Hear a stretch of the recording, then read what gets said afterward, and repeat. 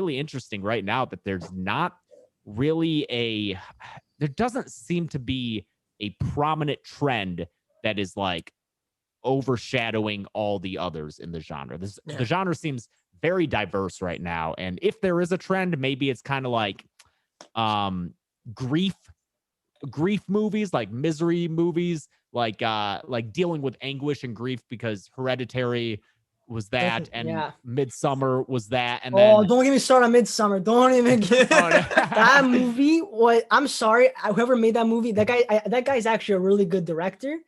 But that movie, but that movie's fucked. I didn't like it at all. It was I was scarred. You liked it? It is a scarring movie. Yeah. That's why I didn't like it. It was very well made. That's why I didn't like it though. Very well made. Yeah. I appreciate the work, but like I did not like. I couldn't understand it. I felt so like I was nervous. Yeah, no, exactly. It is just this anxious feeling throughout. And I think that if there is a trend right now, it might be that these movies that like really make you feel bad while you're watching them. And hopefully that doesn't last too long, because there's only so much of that you can take, you know. Yeah, exactly. It can be an amazing movie. Like you said, Midsummer is very well made, but if you're not predisposed to allowing yourself to feel that kind of anxiety, you're not going to want to watch those movies. But like I said, I don't think that those are the only horror movies being made. You got the Conjuring franchise doing the big blockbuster supernatural stuff going on. You've got I don't know if Jordan Peele is working on another film, but he does a great, taking his comedic sensibilities and blending them into horror. So they're the quote unquote socially conscious movies that have themes but are also really funny along at the same time. And then Robert Eggers, you got making these weird. Oh, he's great though. He's great. Yeah, Lighthouse and The Witch are two of my favorites. And Same here. He's making a movie about, is it Vikings is the next one? He's doing some wild shit. Even Pinocchio, I think. Even Pinocchio he's doing or something. Is that him? God, that would be. Yeah, I think he is. They're pretty cool. I didn't hear about that. Yeah, it's like a horror. If I'm not mistaken, I don't know why I thought it was him, but it's like it's a spin-off on like the Pinocchio story, but with a horror theme to it. Because if you really think about it, Pinocchio, a lot of Disney movies, they have that dark theme to them, but Pinocchio is really dark apparently. So who knows where it's going to take it? Who knows? Yeah, so I just love all these different filmmakers doing all these different things with the genre. And I honestly, I think the genre is the best it's ever been right now. I know that people love the 80s, and we got a lot of good movies from the 80s, but I think that right now, it's just so much amazing stuff is being made, and I'm so grateful for it. Absolutely. It's funny because you watch like those movies, and although they're amazing, you watch some of them now, and obviously you have to, I guess, give some slack on the effects and all that stuff, right? Be a little bit more forgiving because you're like, okay, obviously they're not what we have, I guess, today in movies, right? Like today a movie that's not even as big might have, they're gonna have way better effects as a movie did back then. Even that goes back to what you were saying about I guess a movie like The Thing, right? But like your favorite horror movie, and you said you haven't watched it in so long, and you're like, I want to rewatch it. And I think that about a lot of my favorite movies. But what happens is, I say to myself, I loved it when I was a kid, but if I watch it now, am I gonna love it the same way? Right? You still that you have that appreciation for it still, right? Like you loved it so much when you were that age, and I say to myself, I'm like, fuck, if I watch it now, like, I'm afraid I'm gonna hate it. And I'm like, I don't want to do it. Right? So, reassessing movies you loved as a kid it's a dangerous thing, because, right? You grow up and you can kind of see the seams, and maybe you'll see like, oh, that joke isn't as funny as I thought it was when I was 10 years old. Exactly. You know what's a great example of that? Really off topic, but it's like Chuck E. Cheese's pizza. When you're a kid, you used to love that pizza. I was talking about this a couple months ago. I'm like, I used to love their pizza, and like, if you go there now, it's probably really shit. And you're like, oh my gosh, what is this? Right? Because you're a kid, you're enjoying, you're having such a good time, right? But the main moral of the story is you always appreciate it. Like even these horror movies, like, of course, again, the effects aren't that great. But I have to admit, the Nightmare on Elm Street, except for the ending with the doll, that was probably the worst. But other than that, like the scene where Johnny Depp gets killed, that was like really good.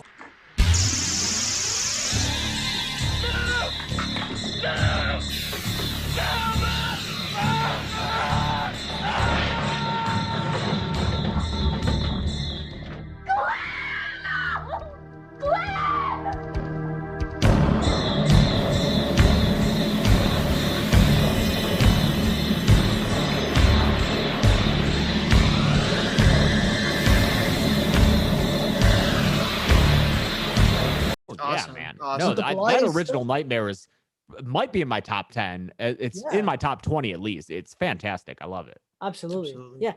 Before we end off the show, we want to do something really fun with you. So obviously there's a lot of horror villains out there. We want to know what your super villain would be. So I mean, we can build one. Yeah, we can build a one. super villain. So we'll give you 5 and maybe pick we'll give you you pick 3 from the 5. So you have Freddy Krueger, Michael Myers, Jason Voorhees, Chucky, Pinhead, and let's throw in one more. Matt, do you have one on your mind? We'll throw one more in. You know what? For fun, let's throw in Leprechaun. Let's throw Leprechaun into that mix. So kind of builds here. Oh man! If you pick 3 from that and like parts from them, or even what they can do, powers, whatever you think.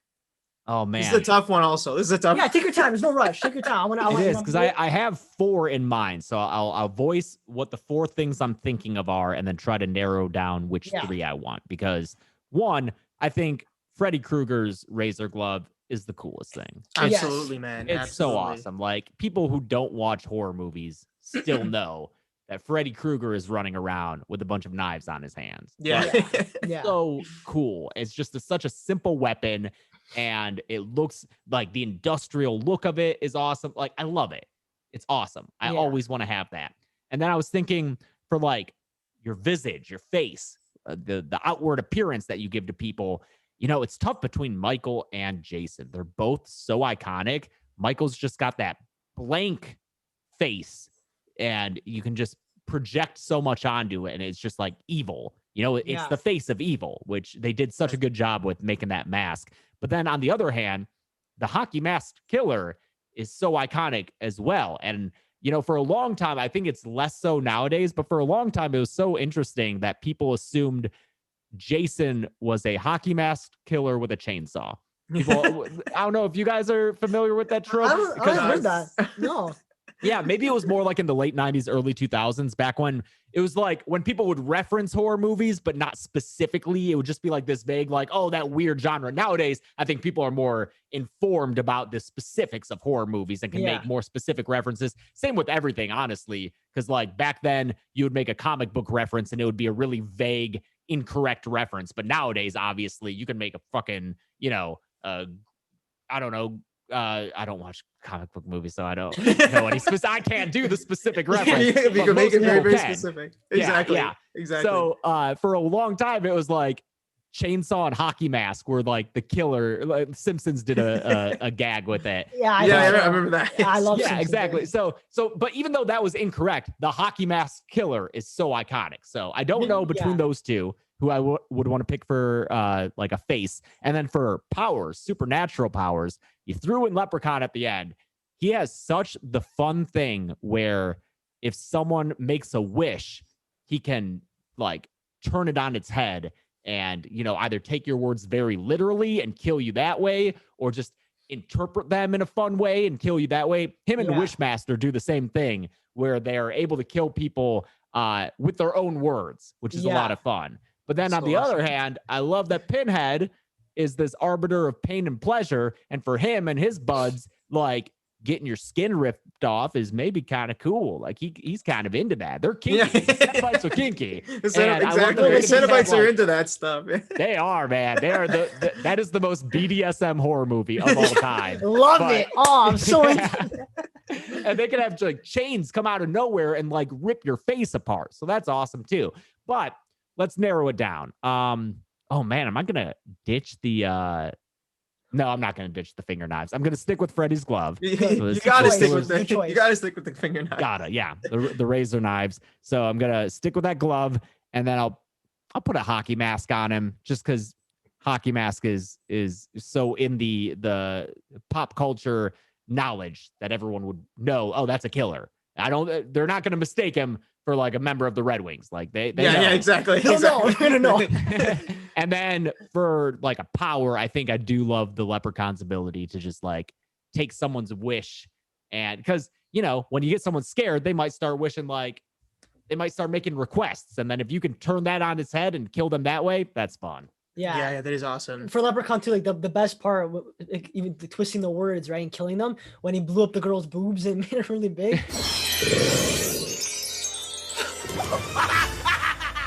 My baby.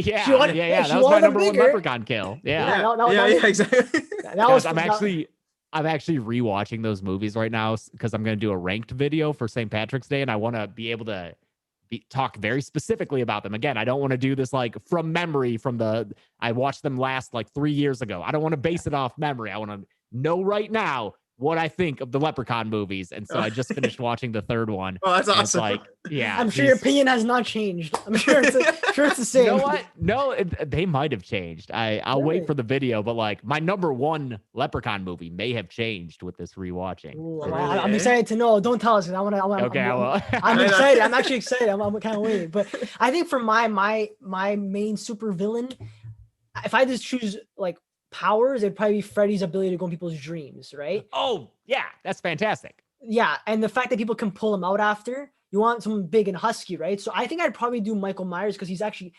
he's quicker. He's more agile than Jason. Jason's like fucking like he's so like slow, right? And he's then like a fridge, yeah. He's like a fridge. And then I think for weapon, honestly, like I don't even know for weapon to be honest. I think maybe Jason's let's go with the machete. Yeah. I think it's iconic because it's very like one hit at that, you're done. Like a knife, you can cut someone, but like you're able to hold the arm really, but like a machete, you hold this, you can like, I don't know, it's just easier to kill someone with that, I think.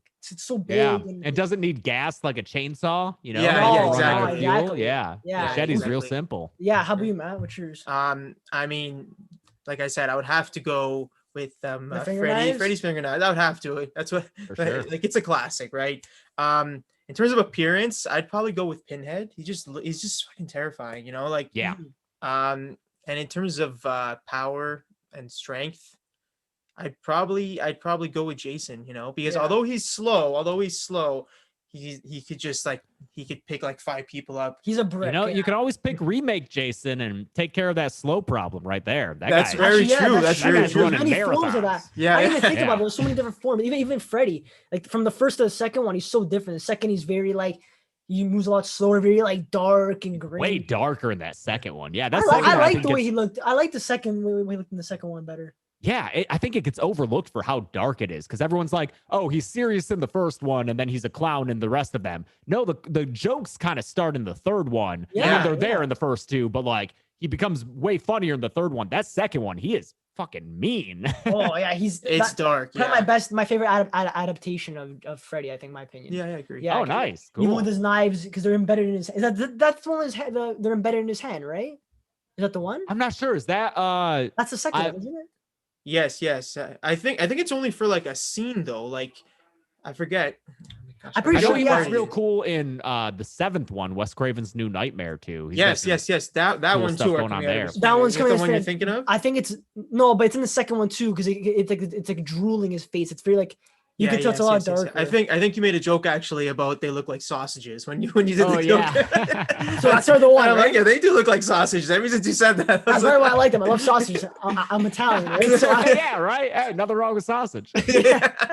Oh my god. Anyways, I think we're gonna wrap it up today. We had a really, really fun time with you, and it was a pleasure having you on. Finally, thanks for talking with us, man. This was awesome. Yeah, thanks so much for having me. Of course, and hopefully we can be in touch. And we can't wait to see the next kill count, man. Yeah. The Wrong Turn remake comes out now. I don't know if it'll already be out by the time people are listening to this, but I mean, if it is, there'll be another one out. They're gonna keep coming. Perfect. Can't wait. Man. And before you go, you want to plug your Instagram and your YouTube for people? Oh, sure. Yeah, you can follow me at Dead Meat James on Twitter, which I'm very active on, and Instagram, which I'm trying to be more active on. And then apparently there are some imitators on TikTok that I have to go try to hunt down with legal action or something because there are imitators with like 50,000 followers who are saying that they're me, but they're not me. I should get a TikTok, I guess. Maybe I'll let someone else run that because I'm too old for that shit. But that presence should be there, I suppose, and to avoid imitators. But yeah, and then of course, Dead Meat on YouTube, home of the Kill Count and the Dead Meat